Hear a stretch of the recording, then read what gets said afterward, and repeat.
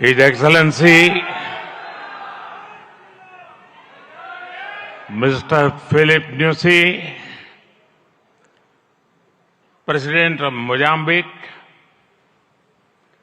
His Excellency Mr. Ramos Horat, President of Timor-Leste, His Excellency Mr. Petr Fiala, Prime Minister of Czech Republic, Gujarat के governor Acharya Devvrat जी, यहां के लोकप्रिय मुख्यमंत्री भूपेंद्र भाई पटेल, देश विदेश से आए हुए सभी विशेष अतिथि, अन्य महानुभाव, देवी और सज्जनों, आप सभी को 2024 की अनेक अनेक शुभकामनाएं।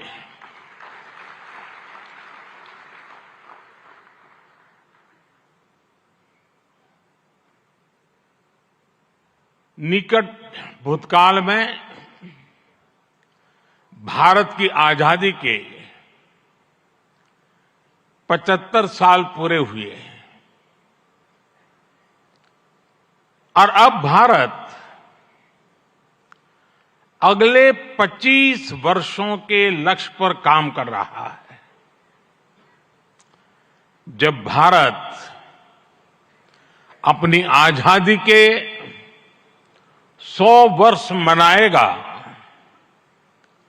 तब तक हमने भारत को विकसित बनाने का लक्ष्य रखा है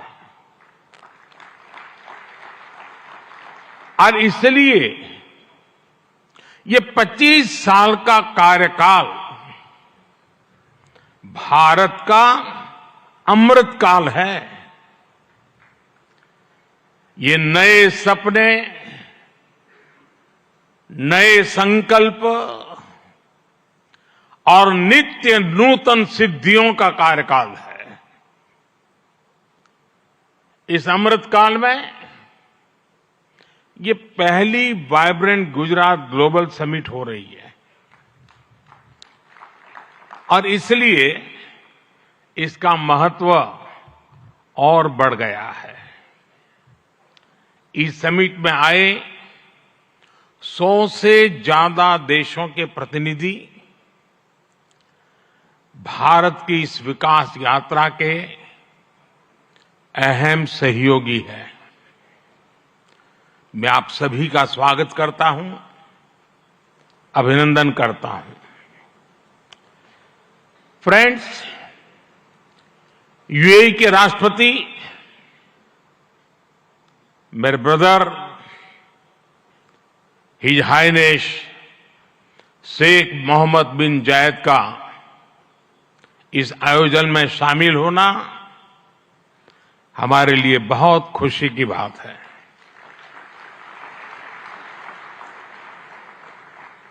वाइब्रेंट गुजरात में इस समिट में उनका यहां चीफ गेस्ट के तौर पर उपस्थित होना भारत और यूएई के दिनों दिन मजबूत होते आत्मीय संबंधों का प्रतीक है। कुछ देर पहले हमने उनके विचार सुने। भारत को लेकर उनका विश्वास, उनका सहयोग बहुत ही गर्मजोशी से भरा हुआ है। जैसा उन्होंने कहा, vibrant Gujarat summit economic development और इन्वेस्टमेंट से जुड़ी जानकारियों और अनुभव साझा करने का ग्लोबल प्लेटफॉर्म बन गई है। इस समिट में भी भारत और यूएई ने फूड पार्क्स के विकास के लिए, रिन्यूएबल एनर्जी के क्षेत्र में सहयोग बढ़ाने के लिए इनोवेटिव हेल्थ केयर में निवेश के लिए कई महत्वपूर्ण समझौते किए हैं। भारत के पोर्ट इंफ्रास्ट्रक्चर में यूएई की कंपनियों द्वारा कई बिलियन डॉलर के नए निवेश पर सहमति बनी है। यूएई के सॉवरेन वेल्थ फंड द्वारा गिफ्ट सिटी में ऑपरेशन शुरू किए जाएंगे। ट्रांसवर्ल्ड कंपनी यहां एयरक्राफ्ट और शिप लीजिंग एक्टिविटीज भी शुरू करने जा रही है। भारत और यूएई ने जिस तरह अपने रिश्तों को एक नई ऊंचाई दी है, उसका बहुत बड़ा श्रेय मेरे brother his highness Sheikh Mohammed bin Zayed को जाता है। फ्रेंड्स, मोजाम्बिक के प्रेसिडेंट हिज एक्सेलेंसी न्यूसी से कल भी मेरी बहुत विस्तार से बात हुई है। उनके लिए तो गुजरात आना पुरानी यादों को ताजा करने जैसा है। प्रेसिडेंट न्यूसी आईआईएम अहमदाबाद के एल्यूमनाई है।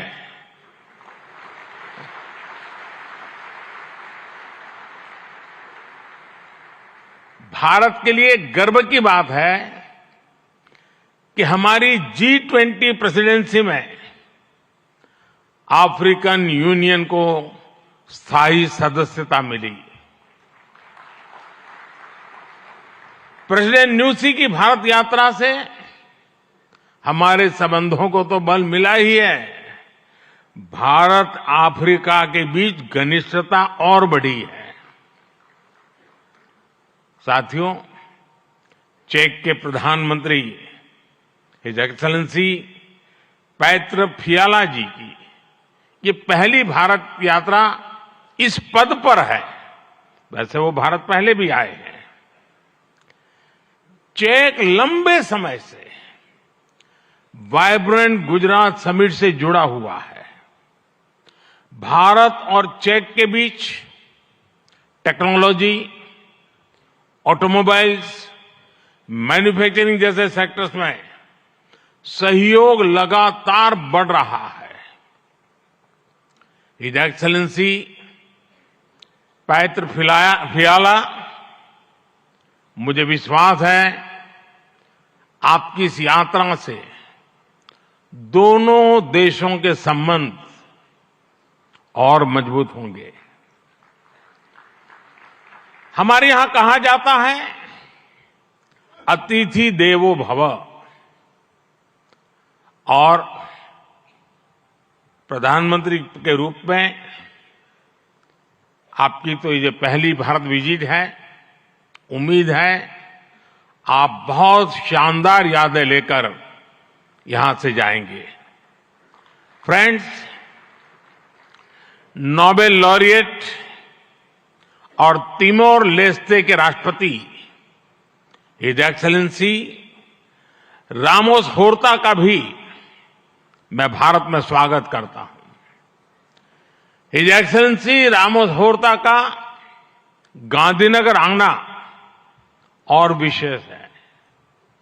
आपने महात्मा गांधी के नॉन वायलेंस के सिद्धांत को अपने देश के स्वातंत्र संग्राम से जोड़ा है।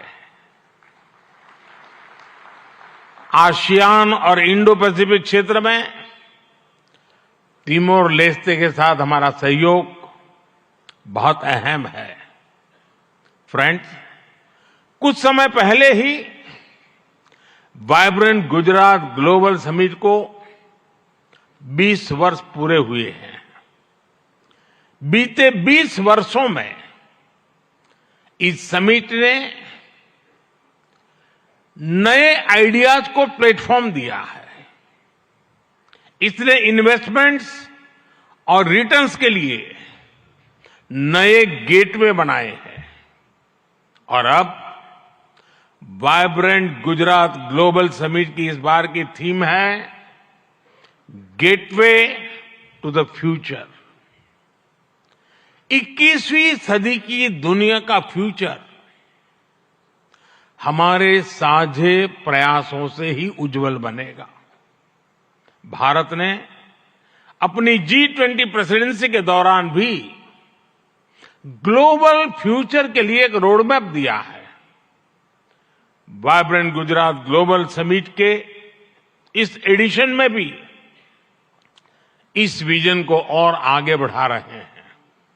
भारत I2U2 और दूसरे मल्टीलेटरल ऑर्गेनाइजेशन के साथ पार्टनरशिप को लगातार मजबूत कर रहा है। One world, one family, one future का सिद्धांत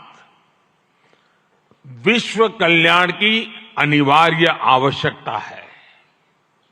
फ्रेंड्स, आज तेजी से बदलते हुए वर्ल्ड ऑर्डर में भारत विश्व मित्र की भूमिका में आगे बढ़ रहा है।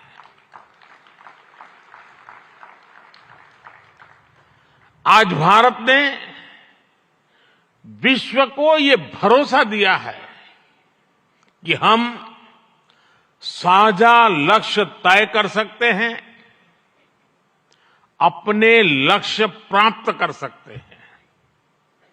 विश्व कल्याण के लिए भारत की प्रतिबद्धता, भारत की निष्ठा, भारत के प्रयास और भारत का परिश्रम आज की दुनिया को ज्यादा सुरक्षित और समृद्ध बना रहा है।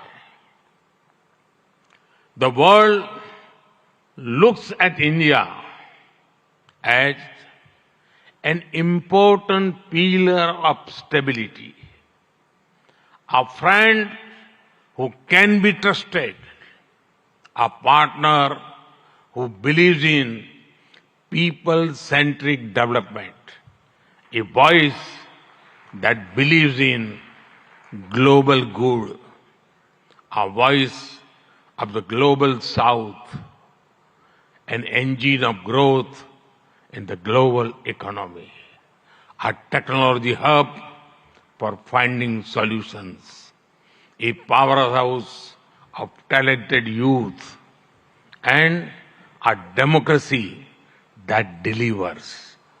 Friends, भारत के 1.4 बिलियन लोगों की प्रायोरिटीज और एस्पिरेशंस, ह्यूमन सेंट्रिक डेवलपमेंट पर उनकी आस्था, इंक्लूसिविटी और इक्वलिटी का हमारा कमिटमेंट, विश्व समृद्धि और विश्व के विकास का बहुत बड़ा आधार है।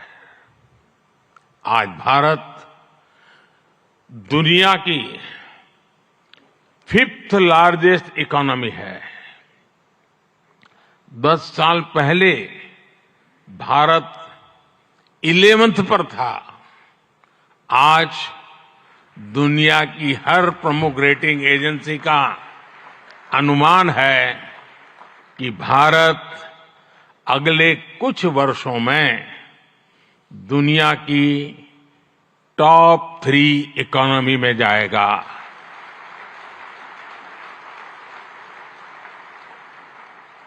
दुनिया के लोग जो एनालिसिस करना है करते रहे, मेरी गारंटी है कि हो जाएगा।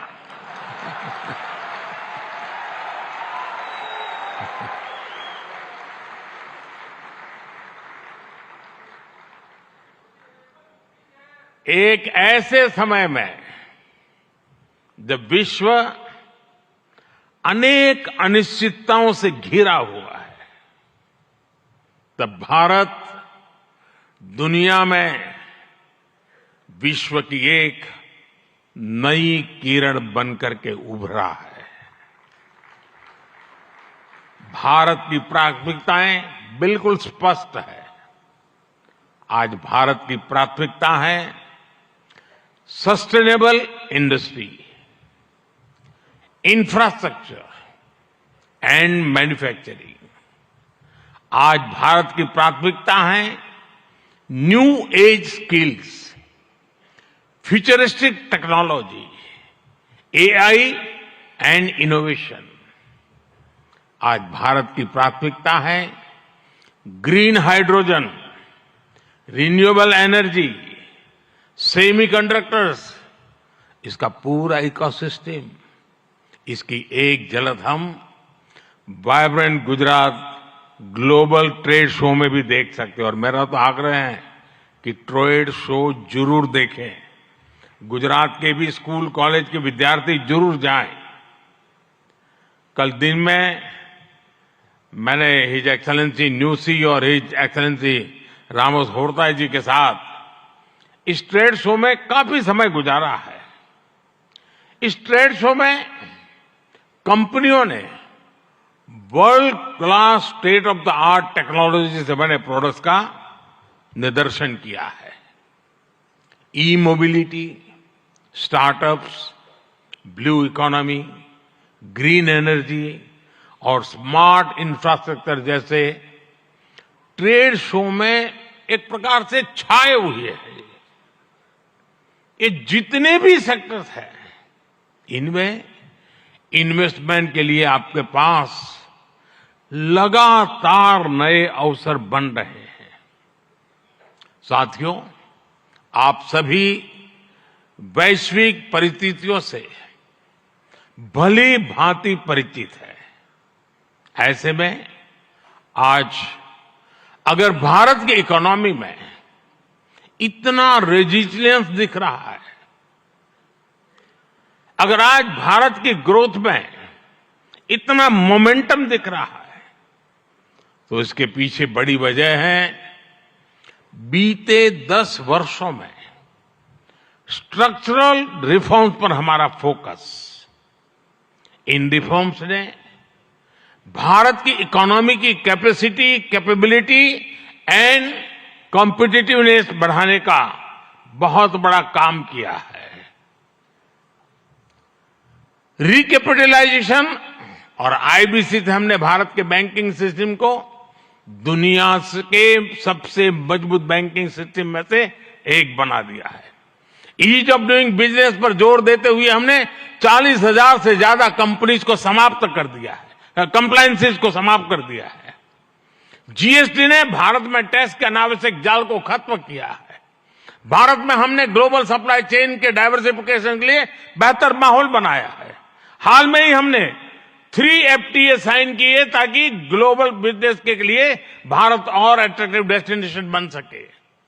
इनमें से एक FTA तो यूएई के साथ ही हुआ है। हमने अनेक सेक्टर्स को ऑटोमेटिक रूट से FDI के लिए ओपन किया है। आज भारत इंफ्रास्ट्रक्चर पर रिकॉर्ड इन्वेस्ट कर रहा है। पिछले 10 वर्ष में भारत का कैपेक्स 5 गुना अधिक हो चुका है। फ्रेंड्स, भारत आज ग्रीन एनर्जी और अल्टरनेटिव एनर्जी सोर्स को लेकर भी अभूतपूर्व गति से काम कर रहा है। भारत की रिन्यूएबल एनर्जी कैपेसिटी 3 गुना बढ़ी है और सोलर एनर्जी कैपेसिटी में 20 गुना वृद्धि हुई है। डिजिटल इंडिया मिशन ने भारत में लाइफ और बिजनेस दोनों को ट्रांसफॉर्म कर दिया है। 10 वर्षों में सस्ते फोन और सस्ते डेटा से डिजिटल इंक्लूजन की नई क्रांति आई है। हर गांव तक ऑप्टिकल फाइबर पहुंचाने का अभियान, 5G का तेजी से विस्तार आम भारतीयों का जीवन बदल रहा है। आज हम दुनिया में तीसरे बड़े स्टार्टअप इकोसिस्टम है। 10 वर्ष पहले तक भारत में कुछ 100 स्टार्टअप थे। आज भारत में 1,15,000 रजिस्टर्ड स्टार्टअप्स है। भारत के ओवरऑल एक्सपोर्ट में भी रिकॉर्ड बढ़ोतरी हुई है। फ्रेंड्स, भारत में जो ये बदलाव आ रहा है, वो भारत के नागरिकों की ईज ऑफ लिविंग भी बढ़ा रहा है, उन्हें एम्पावर कर रहा है।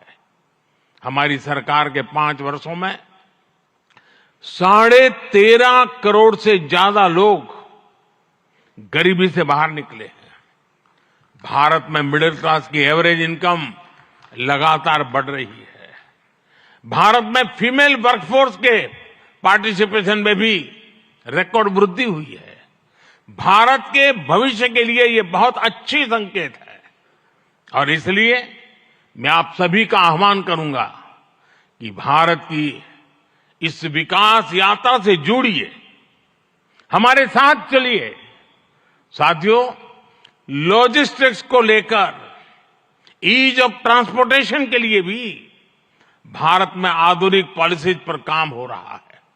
10 साल पहले भारत में 74 एयरपोर्ट थे, आज भारत में 149 एयरपोर्ट्स हैं।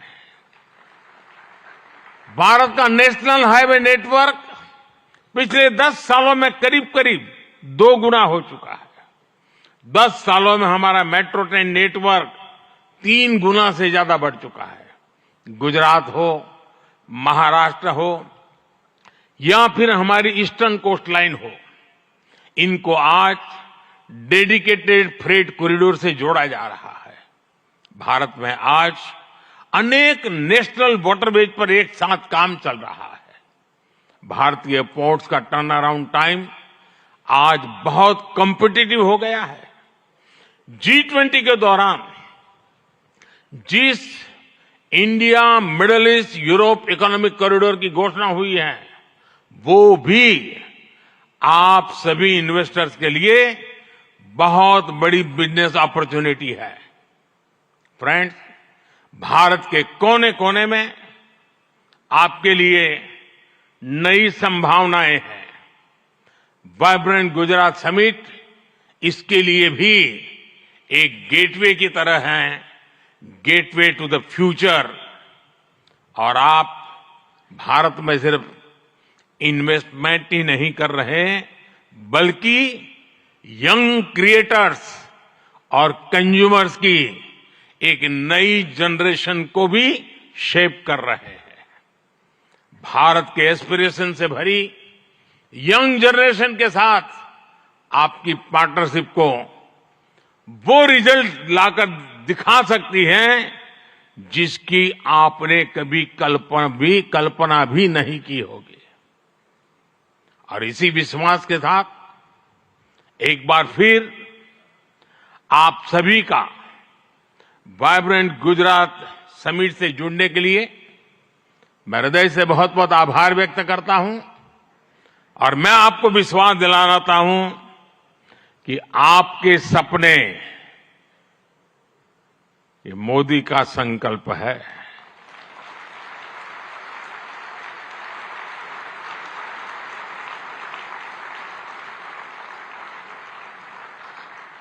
आपके सपने जितने बड़े होंगे, मेरा संकल्प भी उतना ही बड़ा होगा। आइए, सपने देखने के अवसर अनेक हैं, संकल्प पूरा करने का सामर्थ्य भी मौजूद है। बहुत बहुत धन्यवाद।